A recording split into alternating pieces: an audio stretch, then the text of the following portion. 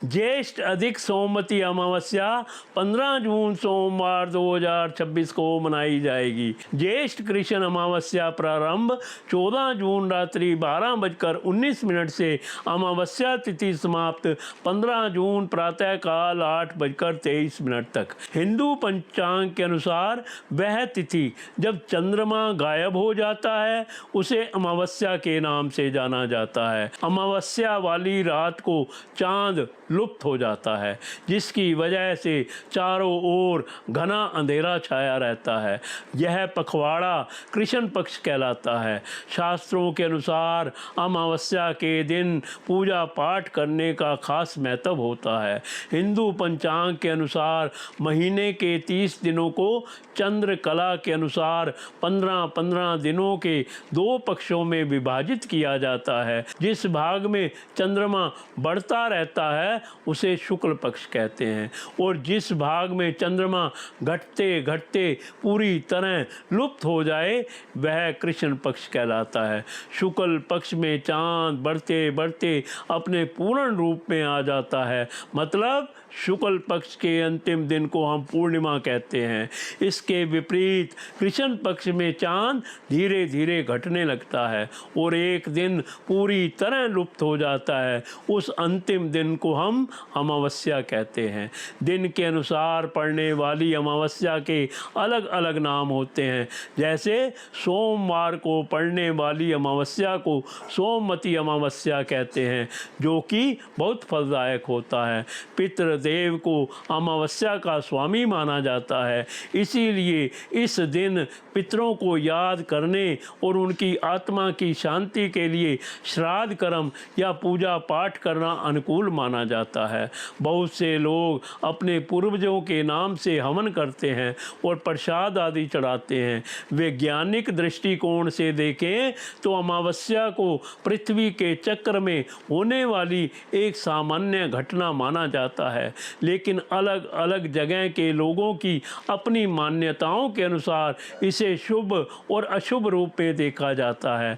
अमावस्या के दिन किए जाने वाले उपाय इस प्रकार करें। अमावस्या के दिन आटे की छोटी छोटी गोलियां बना लें और किसी तालाब में मछलियों को खिलाएं।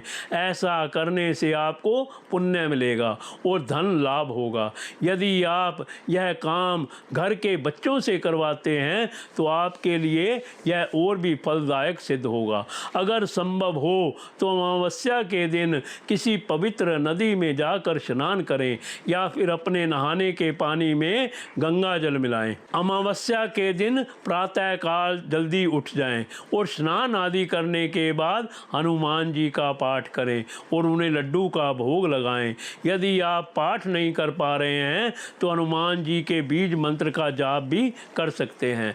आप पूजा करते समय हनुमान जी के सामने चमेली के तेल का दिया जलाएं। घर में पूजा करने के अलावा आप मंदिर जाएं और अन्न का दान करें। अन्न दान को हिंदू धर्म में बहुत बड़ा पुण्य माना गया है और यदि इस कार्य को अमावस्या के दिन किया जाए तो यह और भी शुभ होता है। इस दिन शनि देव को तेल का दान करें। साथ में आप काली उड़द और लोहा भी दान कर सकते हैं। पुराणों के अनुसार इस दिन का पितृ दोष से मुक्ति पाने के लिए विशेष महत्व होता है, क्योंकि ऐसा कहा जाता है कि यह दिन तर्पण, स्नान, दान आदि के लिए बहुत पुण्य और फलदायी होता है। अमावस्या की तिथि को ही सूर्य पर ग्रहण लगता है। यह तिथि काल सर्प दोष से पीड़ित जातक की मुक्ति के उपाय के लिए भी असरदार मानी जाती है। आम तौर पर देखा जाए तो अमावस्या को किसी भी अच्छे कार्य को करने के लिए शुभ नहीं माना जाता है, लेकिन वहीं अगर हम आध्यात्मिक तौर पर देखें तो अमावस्या का खास महत्व होता है। पुराणों में ऐसा कहा गया है कि इस दिन अपने पूर्वजों को याद कर पूजा करने और गरीबों को दान देने से मनुष्य के पापों का नाश होता है। कई श्रद्धालु अमावस्या के दिन पवित्र जल से स्नान कर उपवास भी रखते हैं। वैसे तो सभी अमावस्या को एक समान माना जाता है, लेकिन सोमवार को पड़ने वाली अमावस्या, जिसे हम सोमवती अमावस्या कहते हैं, वो अन्य अमावस्या की की तुलना में इसका विशेष महत्व है। इस दिन पितरों की पूजा के साथ भगवान शिव के रुद्राभिषेक का विशेष महत्व है। लेकिन गरुड़ पुराण और पद्म पुराण की मान्यता है कि इस दिन सिर्फ कामों में से एक काम कर लेने से भगवान की कृपा मिल जाती है। हर अमावस्या की तरह सोमवती अमावस्या भी पूजा पाठ, दान पुण्य और तीर्थ स्नान के लिए विशेष होती है। इस दिन इन धार्मिक कार्यों से अक्षय पुण्य मिलता है, मन शांत होता है और नकारात्मक विचार दूर होते हैं।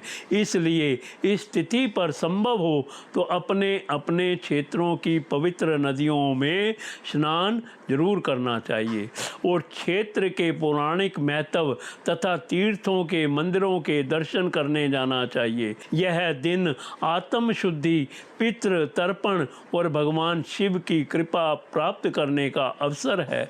गरुड़ पुराण के अनुसार सोमवती अमावस्या पर पितरों का तर्पण बेहद शुभ फल देने वाला होता है। इस दिन पितरों को तर्पण करने से पितृ दोष से मुक्ति मिलती है और घर खुशियों से भर जाता है। महिलाएं पति की लंबी आयु के लिए इस दिन व्रत रखती हैं और भगवान शिव, माता पार्वती की पूजा करती हैं। लेकिन पितृ दोष निवारण के लिए इस दिन हर व्यक्ति को व्रत करना चाहिए। पद्म पुराण के अनुसार पूजा, तपस्या, यज्ञ आदि से भी श्री हरि को उतनी प्रसन्नता नहीं मिलती जितनी कि प्रातः स्नान कर जगत को प्रकाश देने वाले भगवान सूर्य को अर्घ्य देने से होती है। इसलिए पूर्व जन्म और इस जन्म के सभी पापों से मुक्ति और भगवान सूर्य नारायण की कृपा प्राप्त करने के लिए प्रत्येक मनुष्य को नियमित सूर्य मंत्र का उच्चारण करते हुए सूर्य को अर्घ्य अवश्य प्रदान करना चाहिए। लेकिन नियमित सूर्य को अर्घ्य नहीं दे पा रहे हैं तो सोमवती अमावस्या को ही यह काम कर देने भर से सभी फल मिल जाते हैं। मान्यता है कि अमावस्या के दिन पीपल के वृक्ष में पितरों का वास होता है। इस दिन पीपल और भगवान विष्णु का पूजन किया जाए तो सभी मनोकामनाएं पूर्ण होती हैं। लक्ष्मी जी की कृपा पाने के लिए इस दिन मीठे जल में दूध मिलाकर चढ़ाएं, क्योंकि इस दिन पीपल के पेड़ पर माँ लक्ष्मी का वास होता है। पूजन के बाद पीपल की यथाशक्ति परिक्रमा करके जीवन में आने वाली सभी समस्याएं खत्म होने के लिए प्रार्थना करें। सोमवती अमावस्या के दिन अन्न, दूध, फल, चावल, तिल और आंवले का दान करने से पुण्य की प्राप्ति होती है। गरीबों, साधु, महात्माओं तथा ब्राह्मणों को भोजन करवाना चाहिए। स्नान, दान आदि के अलावा इस दिन पितरों का तर्पण करने से परिवार पर पितरों की कृपा बनी रहती है।